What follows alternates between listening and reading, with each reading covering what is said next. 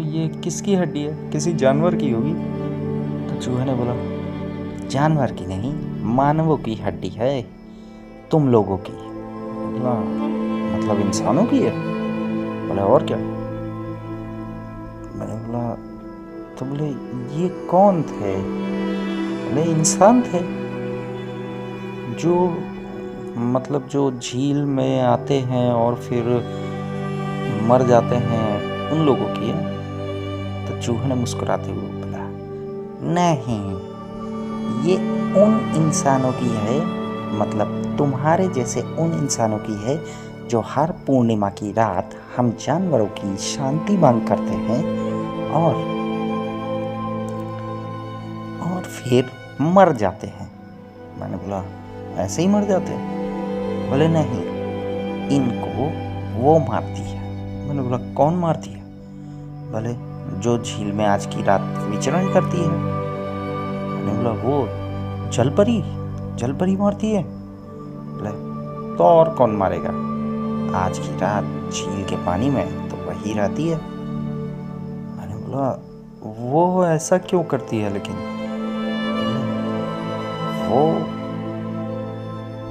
ऐसा क्यों करती है हमें नहीं मालूम, तुम चलते जाओ, अगर तुम बच गए तो उससे पूछ लेना। मैंने बोला, अगर मैं बच गया मतलब वो मेरे ऊपर भी अटैक करेगी?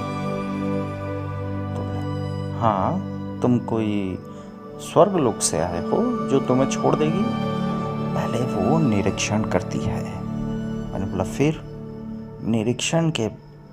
निरीक्षण करने पर ही लोग फेल हो जाते हैं उसके निरीक्षण में, तो वो मुंडी काट के फेंक देती है। आगे चलो, आगे बहुत सारी मुंडी दिखने वाली है। मैंने बोला, आगे पे और क्या? तो बोले, अरे तुम आगे तो चलो भाई, तुम तो अभी से ही डरने लग गए। मैंने बोला, डर तो लगेगा ही ना यार, यहाँ हड्डियों के अवशेष दिख रहे हैं। बोले, अरे ये तो हड्डियों के अवशेष है, आगे चलो, आगे तो पूरी की पूरी तुम्हारी मुंडी ही दिखाई देगी। मैंने बोला, अच्छा। तो बोले, तुम डर रहे हो क्या? मैंने बोला, हाँ, क्यों नहीं, डर नहीं लगेगा क्या? तो बोला, तो फिर तुम सामना कर चुके। मैंने बोला, नहीं, मैं अपने काम से आया हूँ, तो मैं डरूंगा नहीं, चलो चलते हैं। तो इतना कहने के बाद हाँ, मैं और चूहा चलने लग गए।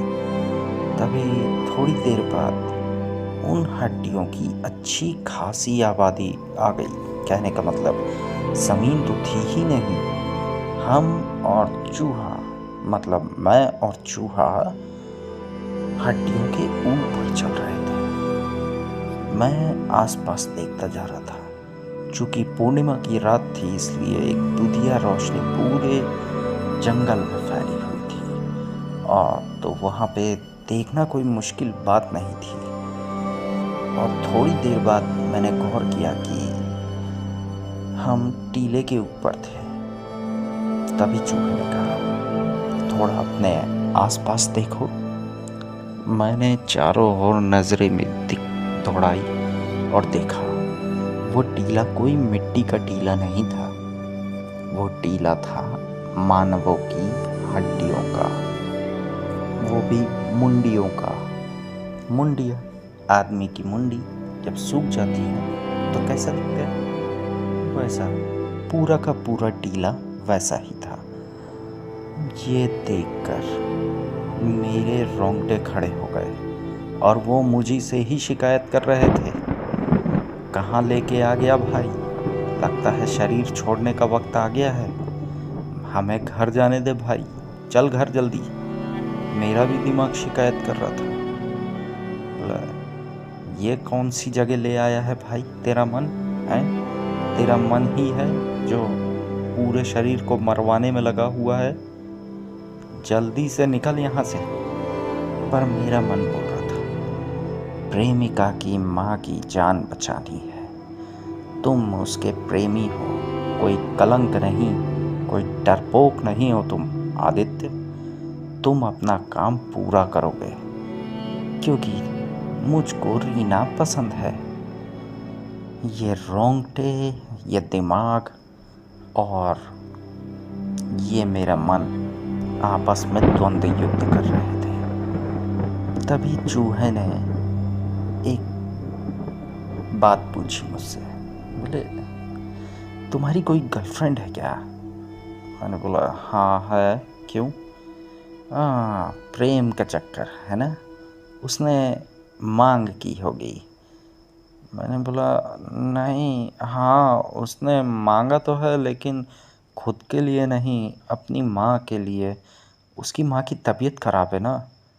तो चूहे ने कहा तुम इंसान भी बड़े कमाल के होते हो, कुछ भी करने के लिए आ जाते हो, और फिर जब फेल हो जाते हो, असफल होते हो, तो भाई शहर में तो पता नहीं क्या होता है तुम्हारा, लेकिन इस झील के पास तुम तो अच्छे से देख ही सकते हो कि जो आदमी यहाँ पे असफल होता है तो उसके साथ क्या होता है। टीले के ऊपर खड़े हो, आदमियों की मुंडियों के टीले के ऊपर। मैंने बोला यार वैसे ही डर लग रहा है, तू और डरा दे। तो बोलता है ठीक है। बोलता है अब जब खड़े ही हो तो अच्छे से खड़े हो जाओ। मैंने बोला क्यों? बोले क्यों क्या? वो तुम्हें देख रही है। मैंने बोला कौन? मैं चौंक गया, मेरे रोंगटे बिल्कुल आत्मा निकलने वाली थी शरीर से। यह सुनने के बाद मैं चुपचाप खड़ा हो गया। मैंने बोला क्या करना पड़ेगा? बोले कुछ नहीं करना पड़ेगा, चुपचाप खड़े रहो। मैंने बोला हाँ। फिर चूहे ने कहा वो अभी तुम्हें देख रही है। मैंने बोला पर मैं उसको नहीं देख पा रहा हूँ। तो चूहे ने बोला तुम्हारा देखना ज़रूरी नहीं है, बस इतना समझ लो कि वो तुम्हें देख रही है, तुम्हारे लिए उतना ही काफ़ी है। मैंने बोला ठीक है। फिर मैंने बोला बता तो सकते हो वो इस वक्त कहाँ है? भले झील के पानी में देखो, थोड़ा सा कुछ उभरा हुआ सा नज़र आ रहा है। मैंने बोला कहाँ? तो तुम्हारे ठीक सामने, पानी में, बीचों बीच, झील के बीचों बीच। मैंने बोला हाँ लेकिन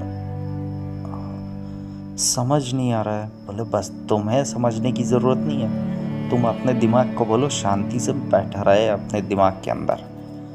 मैंने बोला बोल दिया, तुमने बोल दिया, उसने सुन लिया। तो बोले जब वो पास आए ना तो बिल्कुल भी सांस भी मत लेना। मैंने बोला क्यों? बोले जितना बोल रहा हूँ उतना करना, वरना मुंडी तुम्हारी। मैंने बोला हाँ वो उधर पे पड़ी मिलेगी। बोले ठीक, समझदार। तो मैं वैसा ही खड़ा रहा। बोले सांस भी मत लेना। मैंने बोला ठीक है। फिर थोड़ी देर बाद मैंने देखा कि कुछ पानी से उभरता हुआ मेरी तरफ आ रहा है, और वो पहले तो धीरे धीरे था, लेकिन वो अब काफ़ी तेज़ी से मेरे सामने आया। और जब वो पानी से पूरी तरीके से बाहर निकला तो वो एकदम विशाल काय, नरभक्षी, डरावना एक जीव था। मैं चुपचाप खड़ा हुआ था। मेरा मन भी बिल्कुल डर गया था उसको देखने के बाद। दिमाग ने तो मुझे अपशब्द बोलना चालू कर दिए थे, रोंगटे भी बोल रहे थे, अपशब्द ही बोल रहे थे, लेकिन सब कुछ झेल रहा था। और जब वो मेरे सामने खड़ा हुआ था तो मैं बिल्कुल सांस रोक के खड़ा हुआ था, और वो जीव मेरी आंखों में आंखें डाल के देख रहा था, और अपने नाक से पता नहीं क्या सूंघ रहा था मुझे। फिर उसके बाद वो चला गया झील की गहराई में, वापस चला गया। ये देखने के बाद चूहा बोला अरे ये तो कमाल हो गया। मैंने बोला क्यों, क्या हुआ? और ये क्या था ये? तो यही तो था वो, यही तो वो जीव था जो मुंडी काट के फेंकता था। पता नहीं तुम कैसे बच गए। मैंने बोला मैं बच गया? बोले हाँ तुम बच गए, वरना तुम्हारी मुंडी तो अभी वहाँ मिलती, उस जगह पे। बोलते बिल्कुल उसी जगह पे मिलती। उसका स्टाइल ही है, जैसे ही आता है 2 सेकंड नहीं होते मुंडी काट के भाग जाता है, शरीर आपका ले जाता है और वहीं पे बैठ के खाता है। मैंने बोला बच गए तो अच्छी बात है ना। तभी मेरी नज़र सामने गई और वो मेरे सामने खड़ा हुआ था। उसको देखकर दोबारा से मेरी सांसें रुक गई और वो उसने मुझे पकड़ा और सीधे झील की अनंत गहराई में लेके मुझको चला गया।